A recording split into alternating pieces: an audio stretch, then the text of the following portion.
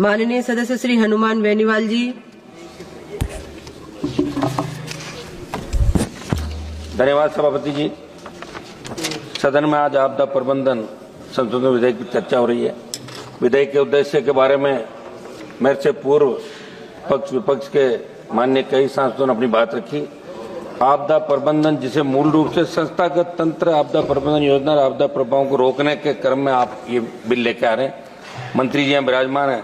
मंत्री जी, ज्यादा अच्छा तो ये रहता कि आपदा को लेके कई बार चर्चा भी हाउस के अंदर हुई। अच्छा होता कि आप तमाम सांसदों से एक राय लेते और उसके बाद एक ऐसा बिल लेके आते कि हम प्रत्येक उस व्यक्ति को आपदा के समय जिसको जिस चीज की आवश्यकता है वो सारी आवश्यकता मुहैया करवा सके।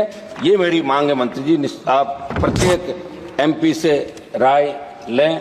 उनके अलग अलग आपदाएं होती है, कहीं बाढ़ आती है, कहीं सूखा पड़ता है, कहीं अतिवृष्टि होती है, कहीं ओलावृष्टि होती है, कहीं भूकंप, कहीं सुनामी। तो अपना देश जो विभिन्न संस्कृति के अंदर बसता है, विभिन्न हमारे पहाड़ पर्वत से लेके मैदानी इलाके, रेगिस्तानी इलाके, तो अलग अलग समस्याएं हर स्टेट की है। तो इसमें मेरा आग्रह आपसे रहेगा कि प्रत्येक सांसद से आप राय लेते तो निश्चित रूप से इससे और कुछ निकल के आती और ज्यादा लोगों को राहत मिलती। सरकार की SDRF नॉर्म्स के तहत प्रदान की जाने वाली सहायता राशि की तरफ आपका ध्यान आकर्षित कराऊंगा मंत्री जी। मैदानी इलाकों में 1,20,000 रुपए जब मकान नष्ट हो जाता है, पहाड़ी इलाकों में 1,30,000 की सहायता राशि है।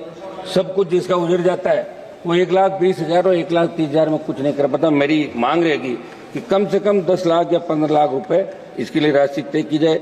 मंत्री जी, किसी कारण से किसी के घर में झोंपड़ी के अंदर आग लगती है तो उस नुकसान की भरपाई के लिए कोई ठोस प्रावधान आग के इसके अंदर नहीं है। कोई व्यक्ति अगर अपने बच्चों की शादी करने के लिए वो इकट्ठा करता है, सामान उधार लेके आता है, उसका सोना चांदी पैसा जो होता है, और उसमें अगर सपोज करो कि आग लग जाए तो उसमें सरकार की तरफ से कुछ भी नहीं मिलता। तो इनको भी इसके अंदर सम्मिलित किया जाए। मैं ये भी कहूंगा किसान अपनी उपज को स्टोर करने के लिए, जिसको अपन खलिहान बोलते हैं, उस खलिहान के अंदर अगर आग लग जाती है तो उसको भी आपदा के अंदर नहीं लिया गया। भी मांग रहेगी कि इसको भी इसके अंदर लिया जाए। आप कपड़ों पर दे रहे हो 2,500 रुपए, आप दे रहे हो न्यूनतम 75% भुगतान सरकार करे। ये मेरी मांग है कि जितने उसकी नुकसान हो इसका आकलन करा के और उसको अधिकतम राशि उस व्यक्ति को मिले। अतिवृष्टि या बाढ़, अकाल, शीतलहर या लू से भी लोगों को भारी आर्थिक नुकसान उठाना पड़ता है। इस समझ में भी आप करेंगे। सांसद कोष और विधायक कोष से भी ऐसी परिस्थिति में जहां किसी भी प्राकृतिक आपदा से लोगों को नुकसान हुआ हो। वैसे सांसद कोष बहुत कम है, 5 करोड़ है। हमारा राजस्थान का तो एक विधायक को 5-5 करोड़ रुपए 8 कॉन्स्टिट्यूंसी में आते हैं चुन के। तो कम से कम सांसद का कोष बढ़ाते हुए, अभी उत्तर प्रदेश से हमारे आने वाले माननीय सांसद ने कहा कि बाढ़ जहाँ जाती है या कोई प्राकृतिक आपदा आती है तो उस समय आवश्यकता होती है कि उसे तुरंत हम क्या सहायता दें। तो उसको जैसे स्कूल के अंदर या कोई जो सरकारी भवन होता है उसमें खाने पीने की व्यवस्था, दवाई की व्यवस्था, या अपन उसके लिए लगाएं रेन बसेरा उसका करें, वर्षा को रोक सकें और तुरंत हम सहायता क्या दें। तो ऐसी सहायता के लिए सांसद कोष को बढ़ाते हुए सांसदों को ये आप अधिकार दें कि सांसद प्राकृतिक आपदा के समय कुछ मदद कर सकें।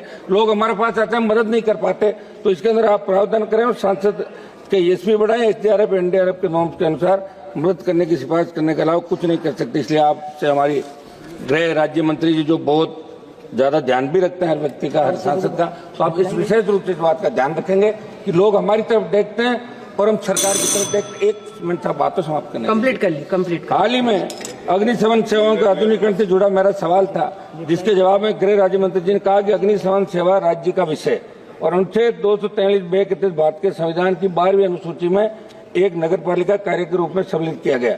मैं गृह मंत्री जी से मांग करूंगा कि ग्राम पंचायतों का अधिकार। धन्यवाद माननीय सदस्य। 1 मिनट साहब समाप्त कंप्लीट करिए प्लीज। 1 मिनट नहीं हुआ अभी तो, हम सब 2-2 चर्चा मिनट तो देखो। अग्निशमन सेवाओं को अनिवार्य करने का प्रावधान बनाया जाए। चूंकि 15वें वित्त आयोग द्वारा राज्यों में अग्निशमन सेवाओं के अर्जुन करके 5,000 करोड़ के प्रावधान की सिफारिश की गई, लेकिन गांव में अग्निशमन की आवश्यक जरूरत है। इसमें आप जो भी उपखंड और पंचायत समिति मुख्यालय नगर क्षेत्र नहीं है, प्रारंभिक तौर पर वहां आप अग्निशमन को अनिवार्य करने का प्रावधान तत्काल करने की आवश्यकता। सभापति जी, हमारे 1-2 महत्वपूर्ण सुझाव है, अगर आप कहें तो मैं दे दूं। आप कहें तो बैठ जाओ, वहां बताएं। आपने दिया टाइम लोगों को साथ में। कंप्लीट करिए। आपदाओं की पूर्व चेतावनी प्रणाली को मजबूत किया जाए। ताप, लहरों, बाढ़ और सूखे जैसी आपदाओं का सटीक पूर्वानुमान लगाने का आधुनिक तकनीक का उपयोग किया जाए। वन क्षेत्र बढ़ाने के लिए योजनाएं लागू की जाए।